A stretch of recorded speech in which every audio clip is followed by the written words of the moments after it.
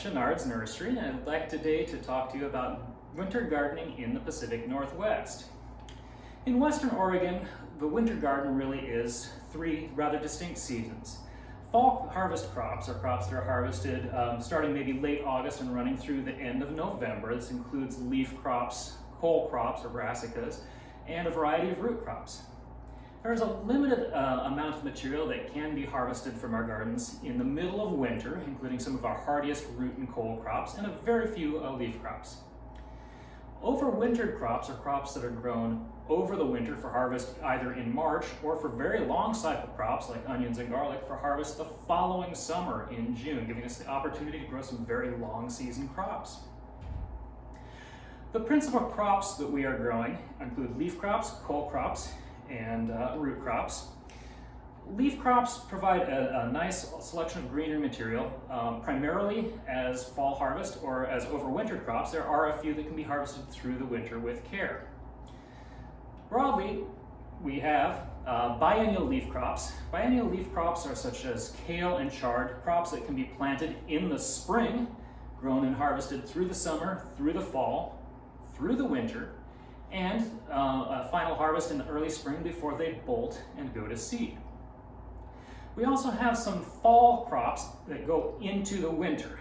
These are super hardy mustards for the most part, plants like corn salad, arugula, and collards.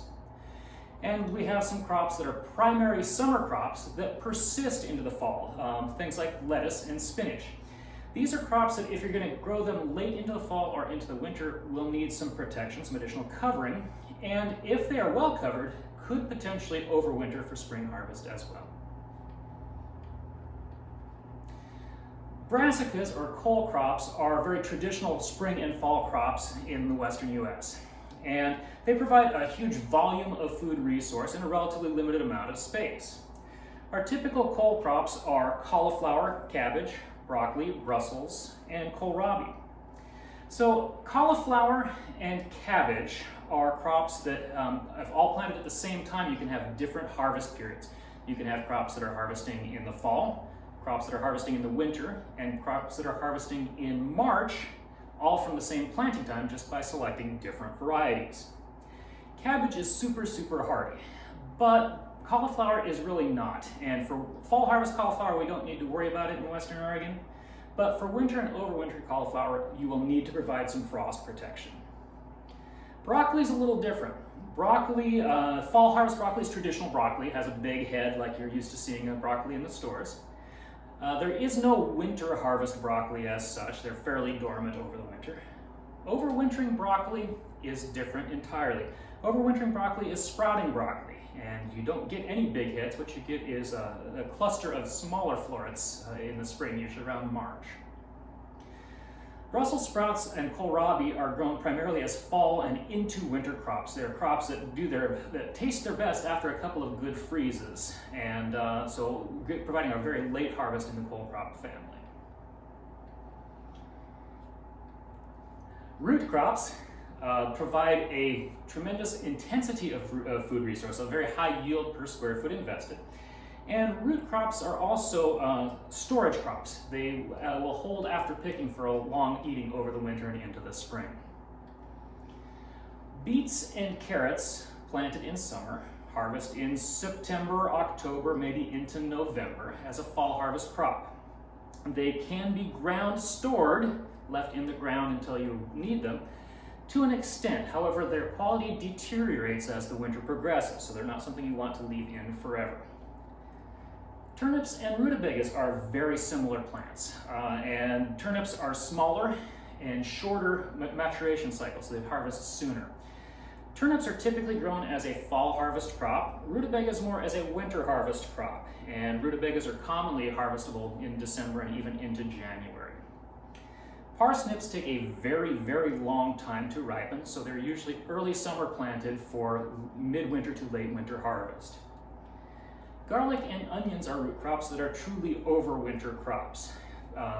Crops planted in the summer for onions or in the fall for storage onions and garlic and shallots are crops that will be ready to harvest in June of the following summer. A few other crops are worth playing with in the fall and winter garden. Legumes, peas. Peas planted in the summer can be harvested in the fall, and peas planted in September can overwinter for harvest in March. I wouldn't bet my whole pea crop on the overwintering because the winter weather is sometimes pretty hard on the pea vines themselves. Fava beans are also grown as an overwintered crop with fall plantings, September plantings, usually harvestable May to June of the following year. They're fairly substantial crops in terms of the size and space they take up for yield, and there is some risk of freezing them out if we have exceptionally cold winters. So, to be successful in your fall and winter garden, there's a few tips and tricks I'd like to share with you. And the first, and probably the single most important one, is to plant early. Your fall garden and winter garden don't start in the fall, they start back in the summer. The earliest fall and winter crops need to be planted in June or early July, and their last opportunity to plant fall and winter crops really starts about the early part of September, so you really need to be on your ball getting them in time and finding the space to plant them. Even if you've been gardening that spot over the summer, it's important to rework and re-amend the soil to clean up weed, seed, and plant debris and to open up the soil for the roots to move into on your new plantings. Fertilization is critical for these fall, winter, and overwinter crops because they have a limited time to get the size they need to either be mature and harvest or to be hardy enough to make it through the winter for the spring harvest. So feed them well. In many cases, we will actually liquid feed them to supplement their growth to make sure they're getting their size fast enough in addition to regular granular feeding. It's very important to practice good crop rotation. This is sometimes a challenge in the fall and winter garden because the big fall and winter plant families, the Brassicas in particular, are also the crops that finished off in the early part of the summer, leaving you your open space in the garden.